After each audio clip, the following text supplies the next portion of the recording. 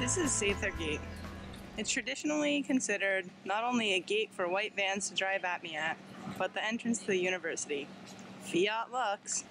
After the big quake, I guess it'll be an entrance to what used to be the best public university in the world, and is now a pile of rubble. Okay. Here we have the Golden Bear Cafe. My freshman year, I bought chicken strips there with meal points. Luckily, sophomore year, I no longer had meal points when they started being, quote, healthy, unquote. These are still shitty meals. But, you know, after the big quake, I guess they won't be serving anything. We're looking at Strawberry Creek. This baby already gets messed up by the fault line running over campus, so I guess it'll be able to bounce back after the big one. Nature is amazing like that. Okay, class of 1952, bet you're glad you're not going to be here for the big quake. Big quake or no, one thing that is sure to topple in the next several decades is American hegemony. A failure to invest in education and social infrastructure, in combination with a denial of climate change, just doesn't bode well for this country.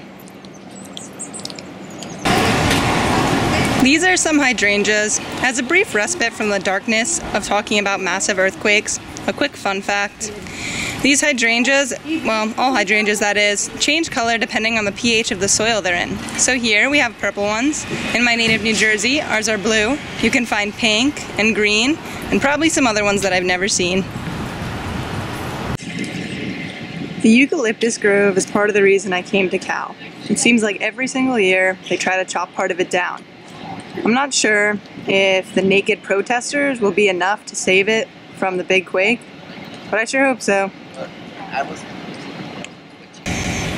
Here we have California Hall, an important site of the free speech movement where Mario Savio and other leaders won major victories for freedom of speech on campus.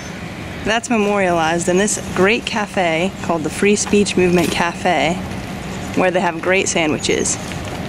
While this movement was integral to Berkeley's history, we've had our own political legacy toppled, not by the big quake, but by corporate media that loves to sensationalize things.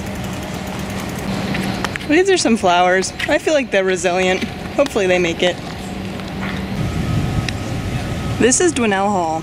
Freshmen and people who are bad at pretending like they know where they are often look lost in here. Maybe after the big quake, it'll be easier to find your way around. Here we have Memorial Glade. I'm particularly interested to see what happens here during the big quake because underneath we have 4 floors of library. I'm hoping it implodes. Here we have a T-Rex skeleton.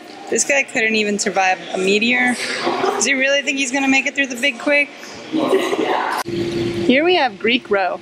There was a time when I questioned the symbolism of placing this group of people that already embodies the privilege of the top of the socioeconomic hierarchy at the top of the hill overlooking campus.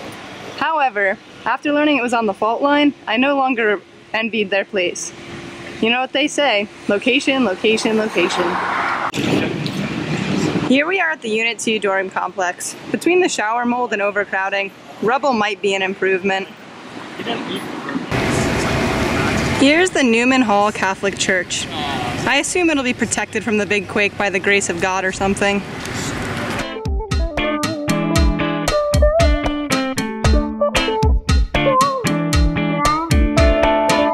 From the cornfields down the hills to the granaries, a harvest, a reason to celebrate with my fellows, those who got checks in the mail, newborn babies, my next door neighbor.